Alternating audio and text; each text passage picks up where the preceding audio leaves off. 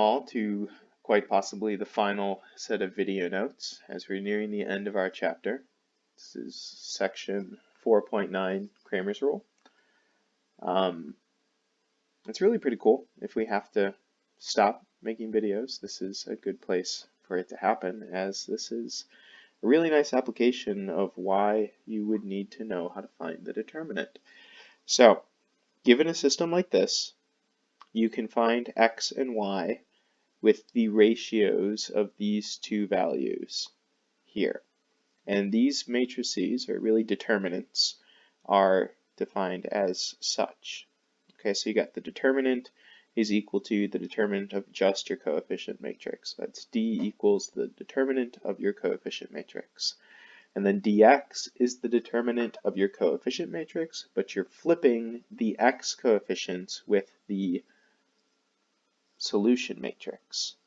Okay, so you see this solution matrix comes down and goes right there for the x coefficients. And then dy is the same thing, the determinant, but instead of the y coefficients, you're going to put in the solution matrix.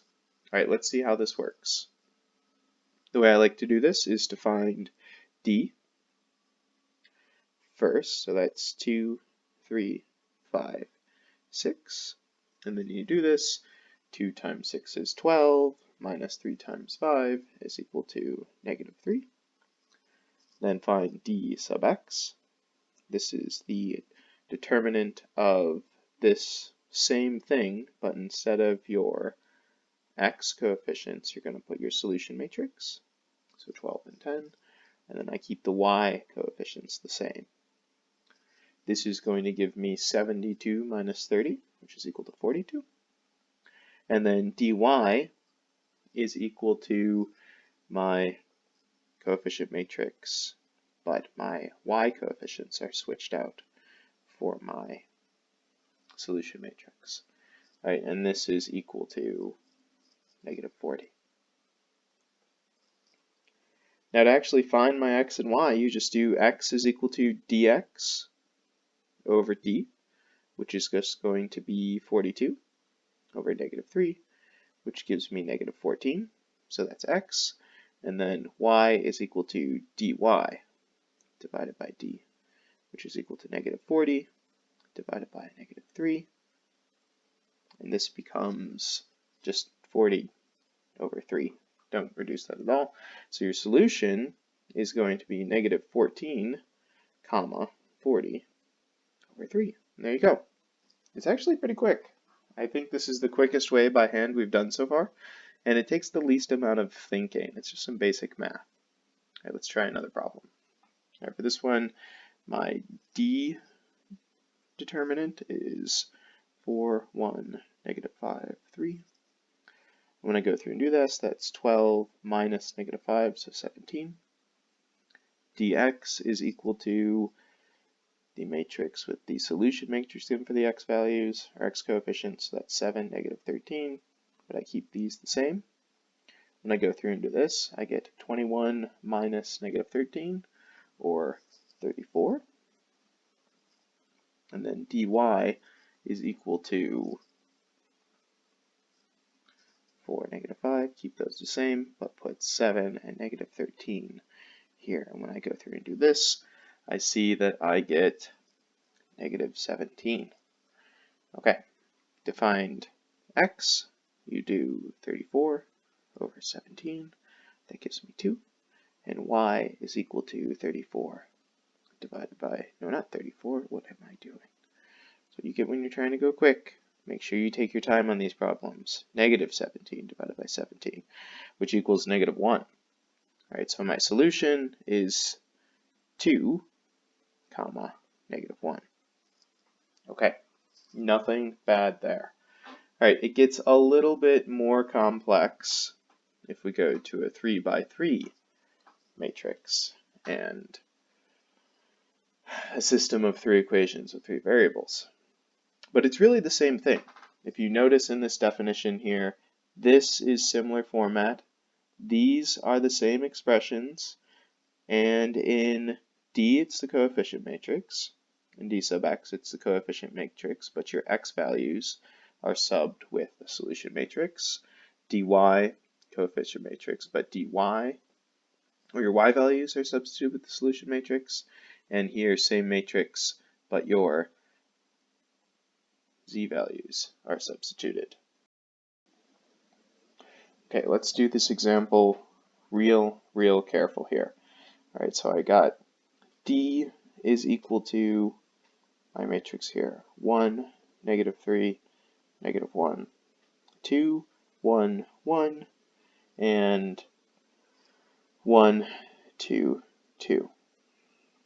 Okay, so if I want to find this determinant, the determinant of this matrix, what I would usually do is rewrite 1, 2, 1, -3, 1, 2, and then go across my diagonals and do some addition, but I know how everyone hates to do work, so you would go like this normally. Let's do it without doing any work. I can observe a pattern. If I go this way, it's 1 times 1 times 2, so that's 2 plus. And then I go this way, it's -3 times 1 times 1. Well, that's the same thing as this right here. So -3 times 1 times 1 is -3 plus. I got 2 times 2 times -1. Notice how it's the same thing as what I would have done had I done that diagonal. So that's going to be -4. Okay, this is just a quick way without having to rewrite your stuff. It makes it much easier to do, and I'm sure some of you are even capable of doing it in your head. Going back the other way, I got 1 times 1 times -1 gives me -1. I got 2 times -3 times 2, that gives me plus -12. And then I got 2 times 1 times 1, which gives me 2. Okay, put all this stuff together, and you end up with -5 minus -11, which is equal to 6. Okay, so D is just 6.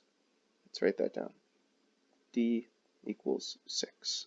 All right, let's find D sub x now. So that's a B. Let's not find B sub x, let's find D sub x. D sub x is equal to the determinant of 1, 3, 0. I'm flipping my solution matrix for my x coefficients, -3, 1, 2, -1, 1, 2. Okay, same process as before. Go by diagonals. I'm going to end up with 2 plus 0 minus 6. So 2 plus 0, let me do that with the marker, 2 plus 0 minus 6. Okay, see where that came from. And then I'm going to do minus, going to end up with 0 minus 18 plus 2. Okay, put these together, you end up with -4 minus -16, which is equal to 12. So D sub x is 12. All right, let's find D sub y. D sub y is equal to the determinant of 1, 2, 1. Switch my y values this time. 1, 3, 0, -1, 1, 2. Okay, go through and do this.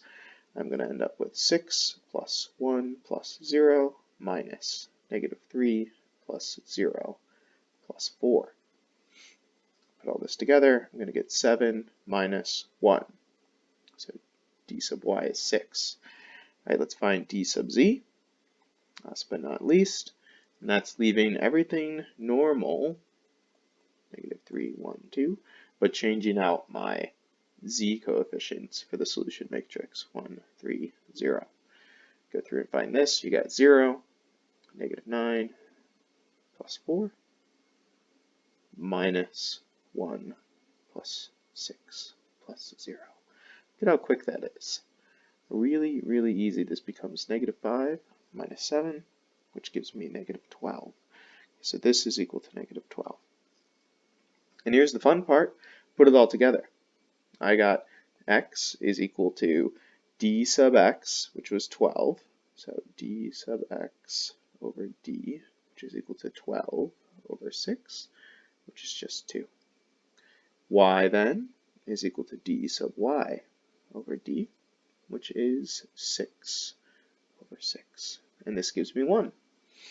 And then z must be d sub z over d, which is negative 12, over 6, which gives me negative 2. So my solution is simply the ordered pair 2, 1, negative 2. Okay, well, thank you guys for watching this video.